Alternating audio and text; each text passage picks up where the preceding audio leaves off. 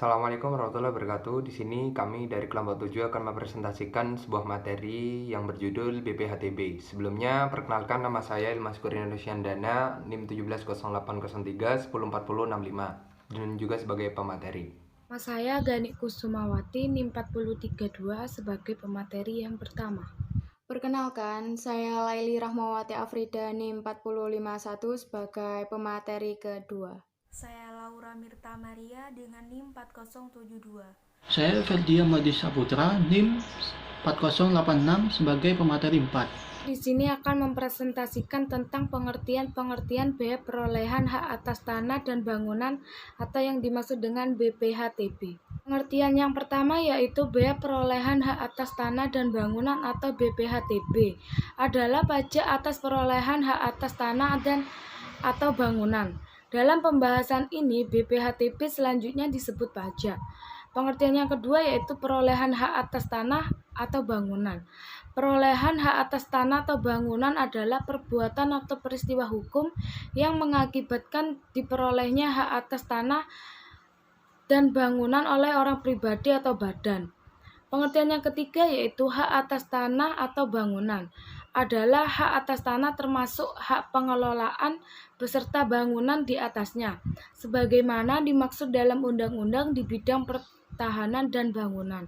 Saya akan menjelaskan tentang prinsip yang dianut dalam undang-undang. Yang pertama yaitu pemenuhan kewajiban BPHTB adalah berdasarkan sistem self-assessment, yaitu wajib pajak menghitung dan membayar sendiri utang pajaknya. Yang kedua yaitu besarnya tarif ditetapkan sebesar 5% dari nilai perolehan objek pajak kena pajak atau NPOPKP.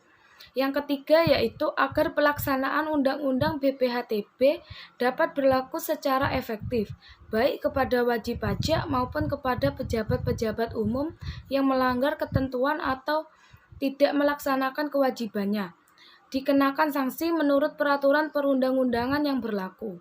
Yang keempat yaitu hasil penerimaan BPHTB merupakan penerimaan negara yang sebagian besar diserahkan kepada pemerintah daerah untuk meningkatkan pendapatan daerah guna membiayai pembangunan daerah dan dalam rangka memantapkan otonomi daerah. Yang kelima yaitu semua pungutan atas perolehan hak atas tanah atau bangunan di luar ketentuan ini tidak diperkenankan. Lalu saya akan menjelaskan tentang dasar hukum biaya perolehan hak atas tanah dan bangunan. Yang pertama yaitu Undang-Undang Nomor 21 Tahun 1997 sebagaimana telah diubah dengan Undang-Undang Nomor 20 Tahun 2000 tentang biaya perolehan hak atas tanah dan bangunan. Undang-undang ini menggantikan Ordonansi Bea Balik Nama Stadsblad tahun 1924 Nomor 291. Yang kedua yaitu Undang-Undang Nomor 28 Tahun 2009 tentang Pajak Daerah dan Retribusi Daerah. Kemudian saya akan menjelaskan tentang objek pajak, di mana objek pajak ini adalah perolehan hak atas tanah dan atau bangunan. Yang perolehan hak atas tanah dan bangunan ini meliputi yang pertama yaitu pemindahan hak karena jual beli, tukar menukar, hibah wasiat, kemudian waris, lalu pemasukan dalam perseroan atau badan hukum lainnya, pemisahan hak yang mengakibatkan peralihan, penunjukan pembeli dalam lelang, lalu pelaksanaan putusan hakim yang mempunyai kekuatan hukum tetap. Ada juga penggabungan usaha, peleburan usaha, pemekaran usaha, dan yang terakhir hadiah.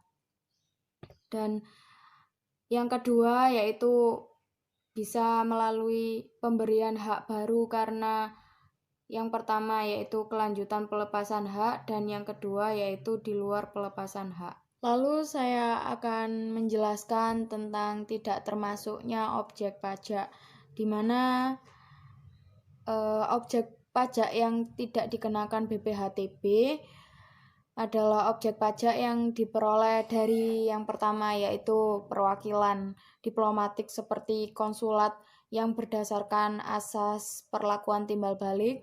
Yang kedua yaitu negara untuk penyelenggaraan pemerintahan dan atau pelaksanaan pembangunan guna untuk kepentingan umum. Yang ketiga yaitu badan atau perwakilan organisasi internasional yang ditetapkan dengan peraturan Menteri Keuangan dengan syarat tidak menjalankan usaha atau tidak melakukan kegiatan lain di luar fungsi dan tugas badan usaha atau perwakilan organisasi tersebut. Yang keempat yaitu orang pribadi atau badan karena konversi hak atau karena perbuatan hukum lain yang tidak adanya perubahan nama. Yang kelima yaitu orang pribadi atau badan karena wakaf, dan yang terakhir yaitu orang pribadi atau karena yang digunakan untuk kepentingan ibadah.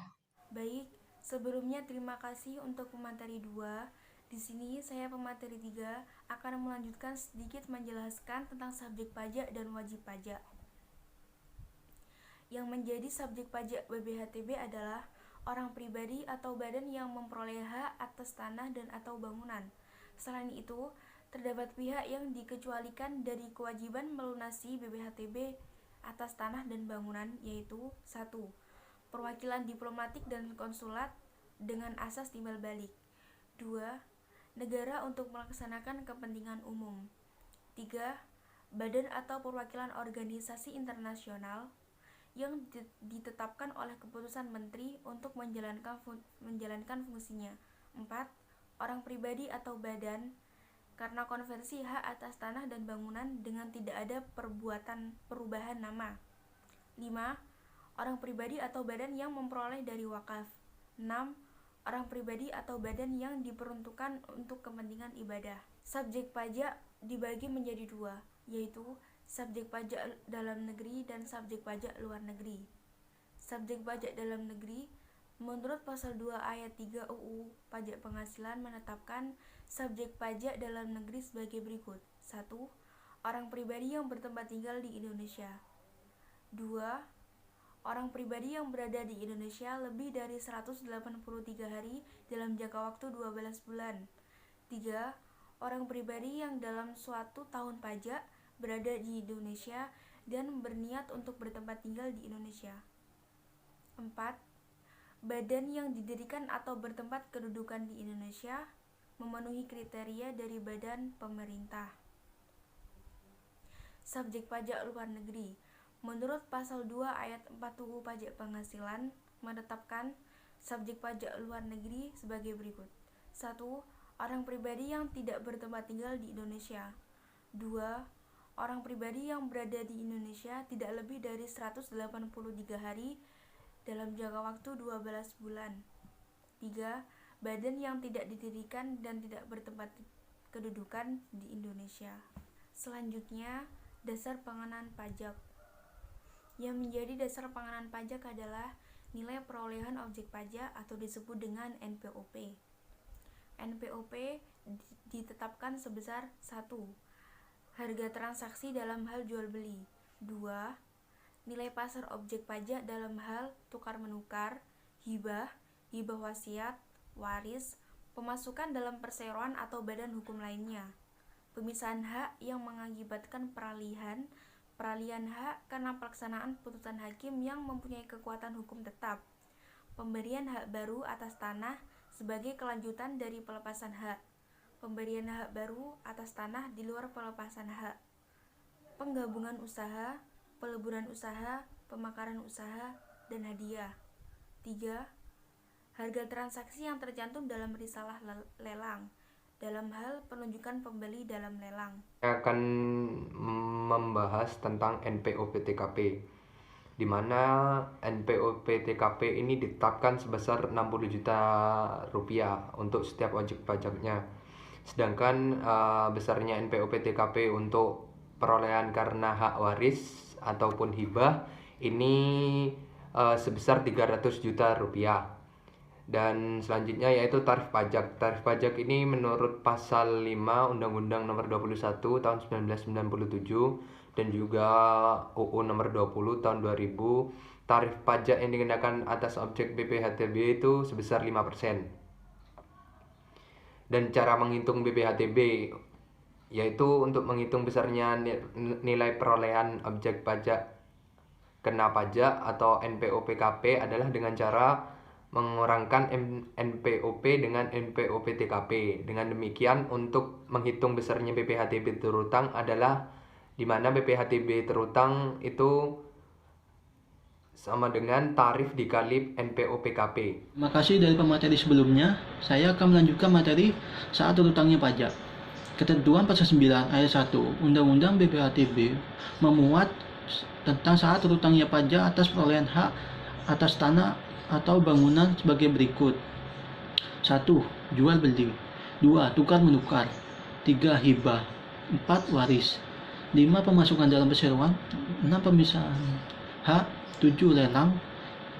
8. Putusan hakim. 9. Hibah wasiat. 10. Pemberian hak baru. 11. Penggabungan usaha. 12. Peleburan usaha. 13. Pemekaran usaha. 14. Hadiah. Berikutnya tempat pajak terutang. Tempat pajak terutang adalah di wilayah kabupaten atau kota atau provinsi yang meliputi letak tanah dan atau bangunan. Berikutnya ketentuan bagi penjabat. Ketentuan bagi penjabat telah diatur dalam pasal 24 Undang-Undang BPHTB yang mengatur tentang kewajiban bagi penjabat yang berkaitan dengan pelaksanaan BPHTB, yaitu sebagai berikut. 1. Penjabat pembuat akta tanah atau notaris hanya dapat menandatangani akta pada saat WP menyerahkan surat setoran BPHTB atau SSB dengan menyerahkan fotokopi dan menunjukkan aslinya. 2. Penjabat lelang hanya dapat menandatangani risalah lelang pada saat WP menyerahkan SSB. 3. Penjabat yang berwenang menandatangani dan menerbitkan surat keputusan pemberian hak atas tanah hanya dapat menandatangani dan menerbitkan SK dimaksud pada saat WP menyerahkan SSB. 4. Pendaftaran peralihan hak atas tanah karena waris atau hibah wasiat hanya dapat dilakukan oleh penjabat pertanahan kabupaten atau kota pada saat WP menyerahkan SSB.